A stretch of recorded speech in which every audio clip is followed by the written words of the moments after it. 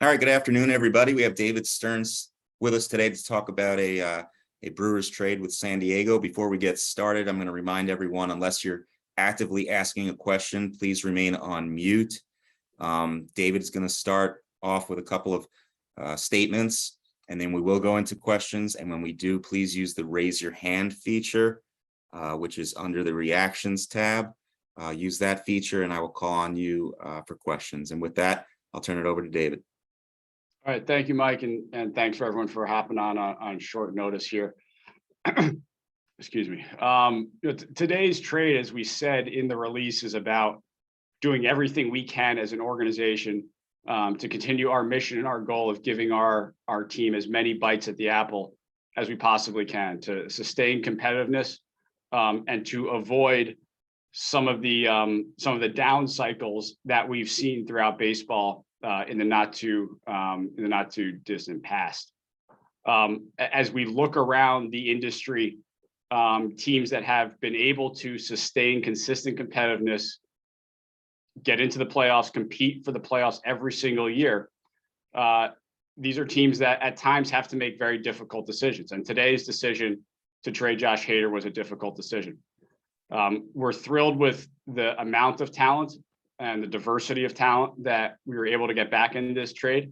We were able to immediately add to our major league team, and we were able to bring in two very high ceiling, very well regarded prospects to continue to complement our system that will allow us to sustain competitiveness for quite a while. So while today was a difficult decision, and these decisions are not easy to trade good players on a good team, we believe it's the right decision for the organization to give us the best chance to remain competitive for as long as possible and ultimately win a World Series. And I'm certainly happy to answer any questions that anyone may have. All right, thank you, David. We'll start off questions with Todd Rosiak. Hey, David. I was wondering if you could maybe characterize how quickly this deal came together, and if we all saw the reports about the Brewers shopping Josh Hader. Those have been around for a while now, but can you tell us if there was more than one team interested in him, or if you had discussions with other teams as well as San Diego? Thanks, Todd.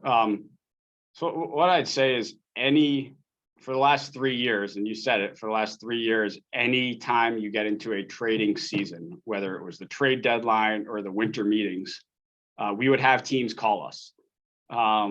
We have never made an outgoing call on Josh Hader, and that was true this deadline as well.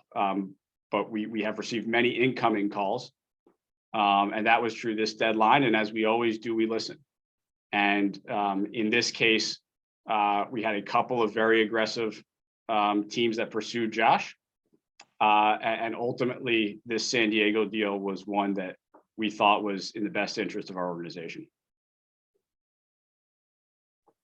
And we'll go to Sophia.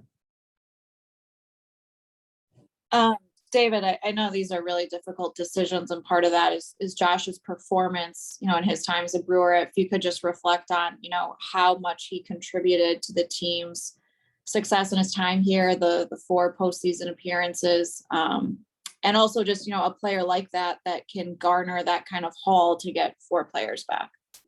Yeah, look, Josh has performed at an elite level here for a long time. He has contributed to some of the biggest moments in Brewers history, and that's how he's going to be remembered here, and deservingly so.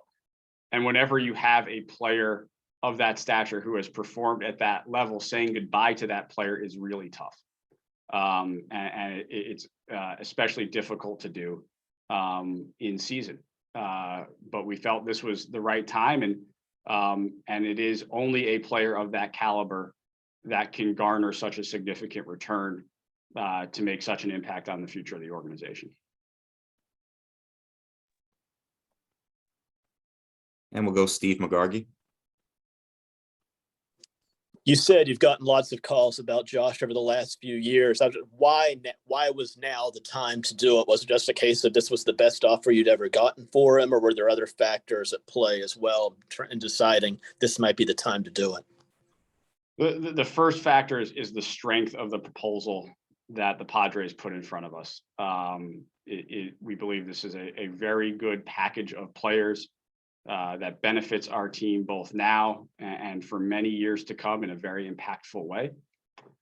So that was the first. And then as Josh has worked through the arbitration system, nearing the end of his time in the arbitration system, these conversations naturally get a little bit more pronounced and a little bit more focused. And I think that the combination of those two factors led to the timing right now. And Greg Matzik. Hey, David, you mentioned Josh's contract situation. How much does your willingness to part with him, fall on what happened to Josh in the month of July, which was kind of uncharacteristic, along with Devin Williams' performance this season? Well, I think Devin's performance, his ascension to now be one of the best relievers in baseball certainly gives us confidence that we have a very stabilizing force in our bullpen. I don't read too much into Josh's performance in July. Players are allowed to have hiccups. Players are allowed to occasionally struggle. Josh has performed at such a high level that I don't read too much into that. Kurt Hogue. David, you mentioned Devin there. Is Devin going to be the closer, or is it more of a fluid situation? And then also kind of mentioning the arbitration as things have gone along. It was his salary for next year, kind of getting up there in terms of relievers. Did that have any say, or was that a factor at all in the negotiations and not paying that for a reliever? So from a usage perspective, I'll let Craig handle those questions when you guys talk to him tomorrow. I'm confident he's going to put these guys in the best position to succeed and put them in the best position to help us win games. And then look, as players go through arbitration, and especially really good players go through arbitration, they're going to get more expensive, and we have to look to see how that fits into the overall roster construction puzzle that we go through every season, every offseason. So naturally, as they go through arbitration, that's going to play a part in how we construct our roster. Andrew Wagner. David, when you go after guys and add guys to the organization who maybe hit a rough patch like Taylor has the last couple times and Lamet has at times in his career, is this also a statement of confidence in your staff that you guys can see in players things that can be fixed and repaired and get them to that best version of themselves? I think we've got a really talented staff, a really talented group of pitching coaches at the major league level that have proven they can help a lot of different types of pitchers succeed. In Taylor's case, a lot of this was and is reliever volatility that we can see. We think this is a good pitcher who's going to perform for us. And we think our staff will be able to get the best out of him. Lance Allen. Hey, David, kind of to follow up on what Andrew was asking, obviously there's a risk factor in any trade. You've done so many different types of trades. What is your comfort level in Lamet's, injury history and Rogers, just the little things he's been going through of late as well? What's your comfort factor and all that? Look, clearly to make a trade like that, you have to make a trade like this, you have to investigate those types of aspects. And we wouldn't have gotten to the finish line had we not been comfortable in what we saw from those two guys.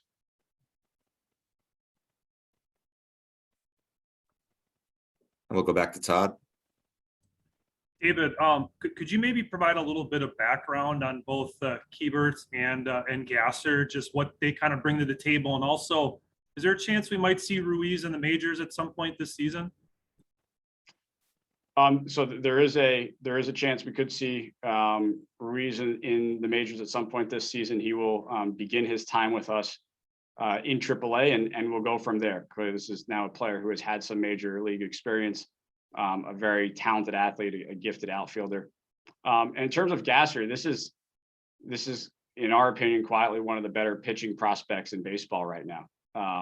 He was one of the targets of ours out of Houston in the draft.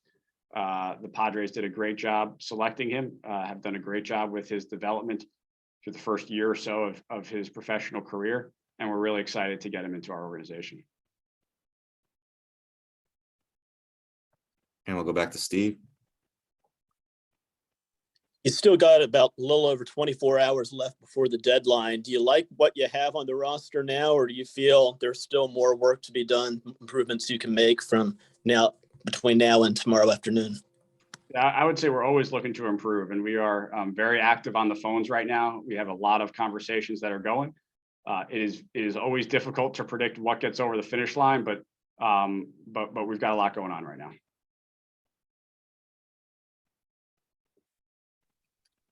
And Kurt? David, how critical was it to get impact right now, major league relievers with Rogers and Lamet? I think it was important for us to be able to feel like we were stabilizing our bullpen, understanding how big a piece Josh is to that and has been. And so to be able to bring back two major league pieces that fit into that group, I think is helpful. And go ahead, Todd. David, as far as Lamet goes, how confident do you feel about his health? He's obviously had a lot of elbow issues in the last couple of years. Do you feel like he's kind of past that right now? And is he going to be looked at strictly as a bullpen piece, or might he make some spot starts at all? I don't know if he's stretched out enough at this point. Yeah, I think for now we would look at him as a bullpen piece, and he is pitching healthy right now. You're right. This is a player with a very robust injury history, but he is pitching healthy at the moment. And Andrew Wagner. David, I think I probably know the answer to this, but due diligence, were there conversations with Josh's team about a possible extension? I'm not going to comment on the specifics of any particular negotiation, other than to say that over the course of years here, we've had many conversations with a variety of our players to see if there's overlap. Generally, the only ones that become public are the ones that get over the finish line, and all of the other conversations stay behind closed doors, which is where they belong. And back to Greg. Yeah, David, this is sort of new territory for you since the team has become competitive. Usually you're sending prospects versus sending all-stars. That hasn't really happened at the deadline for you. How challenging is that, just to convince yourself and be true to your convictions that it's the right move to make to take an all-star closer off a team in first place? These are difficult decisions. And as we've done our best to determine how we can extend our window of competitiveness for as long as possible, how we can avoid some of the deep down cycles that certain organizations have experienced, we believe that making decisions like this, regardless of how difficult they may be at that point in time, is really essential. Mark, his family, our ownership group, they are not interested in a prolonged rebuild ever. Our fan base is not interested in a prolonged rebuild ever. In order to avoid those prolonged down cycles, we believe occasionally making a very difficult decision like this is needed, and that's why we made the move today. And we'll take one final one with Todd Rosiak. David, obviously everybody in the clubhouse is a professional. Many of them have been traded before in the past, but Josh is obviously a very popular player in that clubhouse with a lot of close friends. Are you concerned at all with maybe the reaction from the team, or have you heard from anybody about the trade? I'm assuming everybody will move forward in a professional fashion, but when you take a key piece out of the mix like that, sometimes it can be a little bit unsettling for guys. I've talked to a number of our players. I've talked to a number of our coaches, and I think people understand the business side of this. People understand that difficult decisions have to be made, and they're sad to lose a friend. They're sad to lose a really good coworker, and I think they understand what we're doing and why we're doing it. But sure, it's still tough. A lot of these guys have known Josh for almost the entirety of their professional careers. They've come up together, they've grown together, they've won a lot of games together. And so this was for a good segment of our clubhouse. This was difficult news. I do think they'll rally. I think they have confidence in the other players we have in our bullpen, in our arms, and in what our team currently is. And very understandably, I think there's some sadness about seeing a friend walk out the door. Well, David, thank you very much for your time. Thanks everybody for joining us, and we'll talk to everybody again soon. Thank Thanks, you. David. Thank you David. very much.